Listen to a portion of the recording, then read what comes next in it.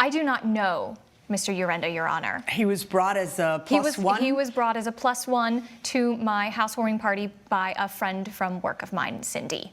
Mr. Urenda, how long have you known Cindy, and how is it that you know Cindy? I actually met Cindy in college. We went to college together in Arizona. Friends? Yeah. Okay, you're not dating or anything? No, Cindy. All right, so she takes you to the housewarming party.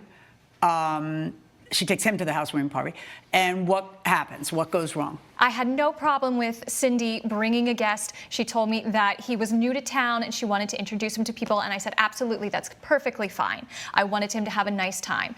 And throughout the course of the evening, I noticed Mr. Urenda drinking quite heavily. I had an open bar, and I noticed him frequenting the bar, and always with a different cocktail. I noticed him going up to a lot of my friends and family, a lot of my guests, and he just seemed to be very close. I felt like he was getting a little too familiar with people. People were starting to get a little uncomfortable. I pulled him into the foyer area. I asked him politely if he would leave. I said, I think you've had a little too much to drink. You're making everyone uncomfortable. I think it's about time that you disperse the evening.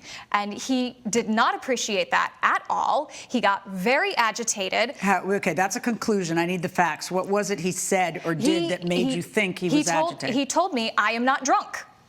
And I said, well, I believe that you are. I mean, unless he testifies that he drank quite a bit, she might not have a case, might be hearsay, like, oh, he was drunk. Well, okay, prove it. We've all been to that party where someone drinks a little bit too much. That's why I stay away from alcohol. I said, please give me your drink and please leave my home. And he said no again. So I reached out this time because I said, please give me your drink and please leave my home. That was when he jumped back as if I had attacked him, which I did not. I did not lay a finger on him. Were you struggling over the glass? I just wanted to go. Did your hand go like this, or did you grab the glass? I was reaching for the glass. I wanted him to give me the glass. And then what? He's trying to keep the glass? He tried to keep it. He jumped back away from me, and that was when he knocked into my china cabinet full of my porcelain china that is a family heirloom. It has been passed down from my great-grandmother to my grandmother to myself. And I was displaying it on this new display for my housewarming party so my family could see it. Do you have proof of value? I do, yes. I actually had it appraised as soon as I received it.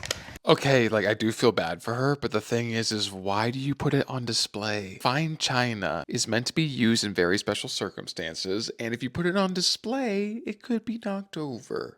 Hey, let me give you a little tip, Pally. The shortest distance between 2 points is the full-body English high arc and rainbow shot. That seems negligent on her part. Just saying.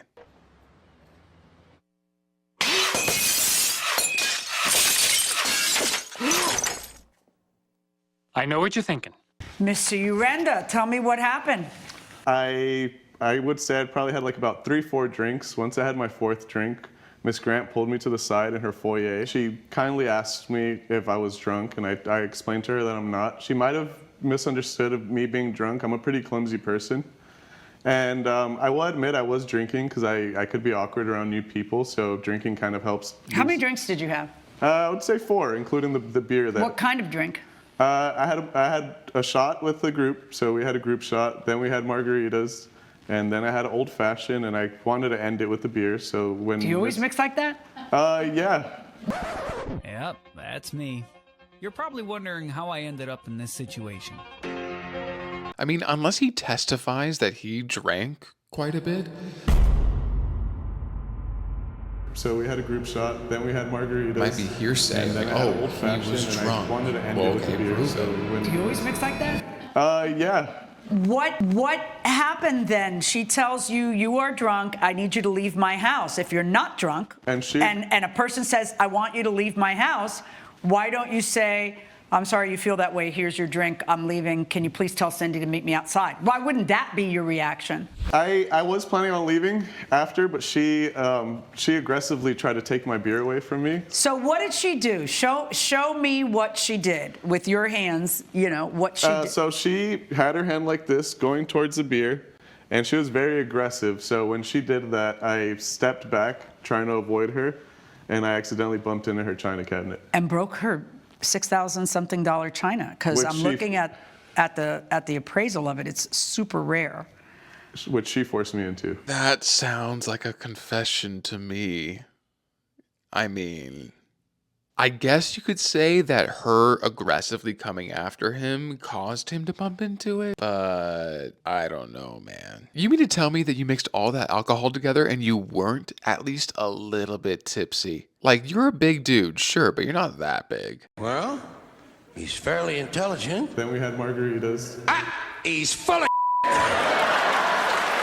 There's no way he wasn't drunk. How did she force you into? You decided you didn't want to give up your beer, and so you took the step back and fell into it. She had rudely approached me trying to take my So drink. what? Why'd you just give her the beer? So I genuinely feel like the tone that she came off, and the tone and how aggressive she was Right, but that being. doesn't mean you needed to fall into China and break it. Maybe that's more likely a result of 4 different drinks throughout the night and your level of intoxication, as opposed to her going to grab the drink when she has asked you multiple times to leave her house. Yeah, dude, she's like half your size. You have like a foot and a half on her and you're scared of her? Come on, dude. I am a god, you dull creature, and I will not be bullied by that.